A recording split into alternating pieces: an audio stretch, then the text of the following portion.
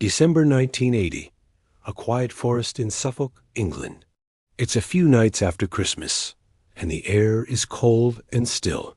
But for the U.S. Air Force personnel stationed at the twin bases of RAF Bentwaters and RAF Woodbridge, the peace is about to be shattered.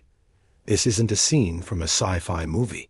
This is the beginning of the Rendlesham Forest Incident, often called Britain's Roswell.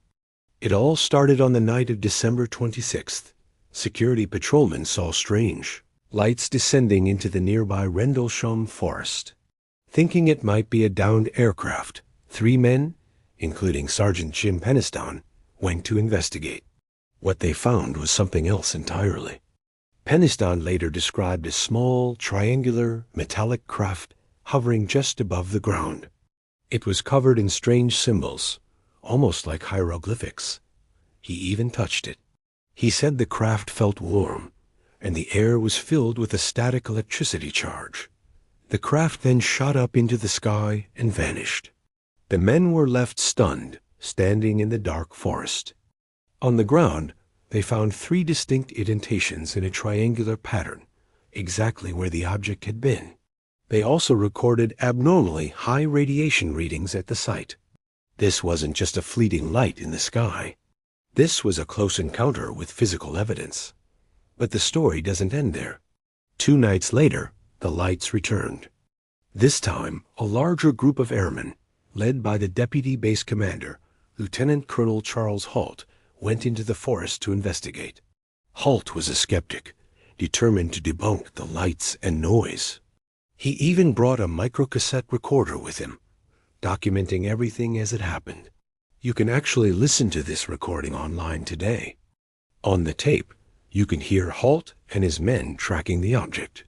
He describes it as a bright, pulsating red light, like an eye, moving through the trees. At one point, the object seems to drop molten metal. Then it shoots beams of light down to the ground, specifically into the weapons storage area of the base, where, it was rumored, nuclear weapons were kept. The men are audibly shocked, trying to make sense of what they're witnessing. These weren't panicked civilians. They were trained military observers. Halt later wrote an official memo about the incident, which was released to the public through the Freedom of Information Act.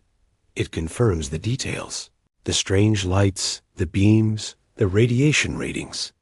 This memo, known as the Halt Memo, is one of the most compelling pieces of official documentation in UFO history. So what was it? Skeptics have proposed various explanations. The most common one is that the airmen mistook the light from the Orford Nest Lighthouse, several miles away. But the experienced military men, including Colonel Halt, have consistently dismissed this. They argue that they were familiar with the lighthouse, and that what they saw moved in ways no lighthouse could. It hovered, maneuvered through the trees, and shot light beams downwards. Another theory suggests it was a meteor burning up in the atmosphere, or perhaps a secret military prototype being tested. But none of these theories fully account for the close-range sighting by Peniston, the physical traces left on the ground, or the detailed, real-time audio recording made by a high-ranking officer. The Rendlesham Forest Incident remains one of the most well-documented and perplexing UFO cases ever. We have multiple, high-ranking military witnesses' official documents, physical evidence, and even an audio recording of the event as it unfolded. Was it a misunderstanding, a secret military project, or were the personnel at RAF Bentwaters visited by something not of this world? To this day, the debate continues, leaving us to wonder what really happened in that dark English forest over 40 years ago. What do you think? Let me know your theories in the comments below. And if you enjoyed this dive into the unknown, be sure to hit that like button and subscribe for more mysteries. Thanks for watching.